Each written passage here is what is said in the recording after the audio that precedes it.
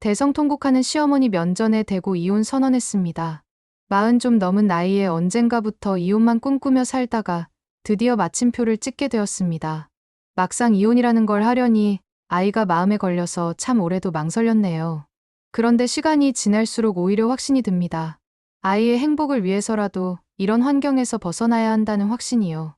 남편과 시부모님은 결혼 생활 내내 아이를 하나 더 낳으라고 저를 압박했지만 저는 끝까지 거부했습니다.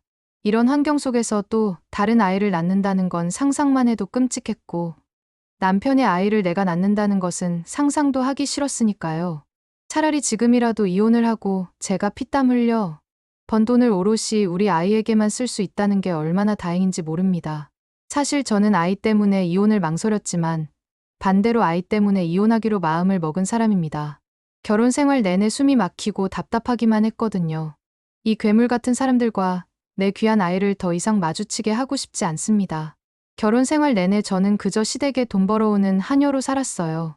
남편과 결혼하면서 시부모님과 합가를 했는데 그때 시어머니가 하신 말씀을 아직도 잊을 수가 없네요. 우리가 2년만 같이 잘 살자. 그럼 2년 뒤에는 집 하나 사서 너희 내보내주마. 저는 그 말을 철석같이 믿었습니다.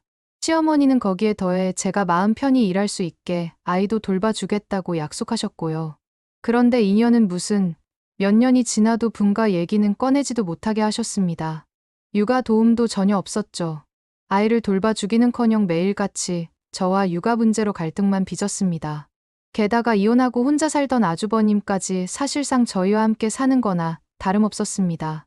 시부모님이 일을 그만두시면서 제가 지역 큰 회사 식당에서 일하며 벌어오는 외벌이 수입은 온전히 시댁 살림의 밑거름이 되었습니다.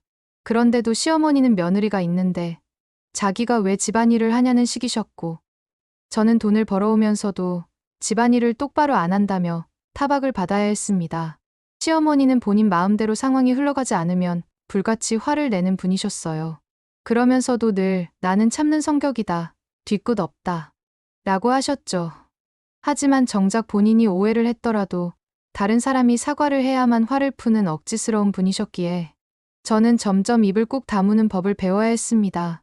정말 기가 막혔던 건 아주버님이 사기 결혼을 당해 이혼하게 된 것까지 제 탓을 하셨다는 겁니다. 내가 평소에 형님이랑 자주 통화를 하고 살갑게 대했으면 형님이 나쁜 마음을 먹고 사기를 쳤겠냐. 말도 안 되는 억지 논리에 따질 기력조차 잃어버렸습니다. 그저 저만 붙잡고 대성통곡하며 화풀이를 하셨죠. 남편과 아주버님은 옆에서 그걸 듣고도 방관만 했습니다. 가장 어이가 없었던 건 제가 외벌이로 살림을 다 꾸려가고 통장에 남은 돈을 조금씩 모아뒀는데 시어머니가 그 돈을 당연하다는 듯이 가져다 쓰셨다는 겁니다. 한 번은 참다 못해 말씀드렸어요. 어머니, 저는 생활비를 한 번도 받아본 적이 없어요. 그랬더니 돌아오는 대답이 가관이더군요. 내가 돈을 버니까 그렇지. 너는 살면서 나한테 용돈 한 번 줘봤니? 그럼 어머니가 목돈 필요하다고 하실 때마다 남편이 갖다 드린 그 돈은 어디서 난 건데요? 그거 다 제 통장에서 나간 돈이에요. 제가 따지니 어머니는 깜짝 놀라며 그건 내 아들이 모은 돈이겠지 하시더라고요. 당신 아들이 그럴 능력이 되냐고. 전부 제가 모은 돈이라고 하니 갑자기 못 들은 척 자리를 피하셨습니다.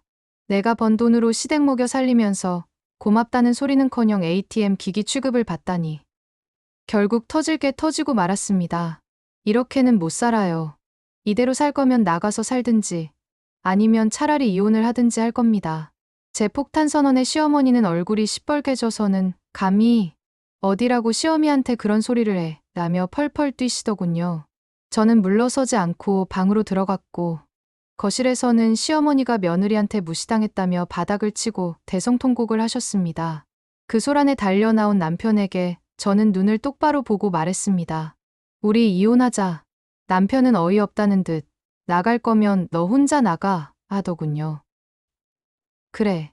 그럼 당신은 여기 남아서 평생 효자 노릇하며 살아. 난 더 이상 못 사니까. 저는 한치의 망설임도 없이 짐을 챙겨 아이를 데리고 집을 나왔습니다.